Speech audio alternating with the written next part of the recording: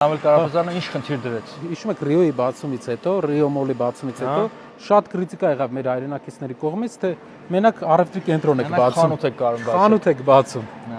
Ու նաև ճիշտ քրիտիկա էր, էլի, առևտրի կենտրոնները շատ լավ բան են, բայց որակական առումով մենք պետքա ուրիշ բան բերենք, ու այդ ժամանակ ինքը ինձ առաջարկեց, ասեց մտածենք ուղղություններ, առաջարկներ մտածենք, որ երկրում նոր ուղղություններ զարգանա։ Առաջի խնդիրը որ դրեց, ասես տեղական արտադրողի հետ մի մրցակցի, ընտրի լավ ոլորտ, որը որ նոր ոլորտ կլինի։ Հիմնական կմրցակցես մենակ ներմուծողի հետ, որպեսզի որակական ինչ որ փոփոխություն անես։ Առաջի առաջարկը արեցի մալուխների գործարանը, 2 տարվա ընթացքում ստեղծվեց ու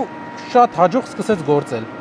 Ուզում եմ ասել, որ 100 ներմուծման մեջ, top 100 ներմուծման մեջ, իմիշելով անգամ top 20 ներմուծման մեջ մալուխները միշտ կային երկու։ Հենց մենք սկսեցինք արտադրել, մալուխները իջան top 50-ից ցածր 60, շատ քիչ է երկիրը ներմուծում։ Ուզում եմ բացատրեմ, թե ինչ է տեղի ունենում, երբ դու քիչ ես ապրանք ներմուծում։ Դու այդքան քիչ դոլար ես ուղարկում դուրս, քո դրամը ավելի պինդ է լինում, քո երկիրը ավելի հարուստ է լինում։ Երկրի հարուստ լինելու միակ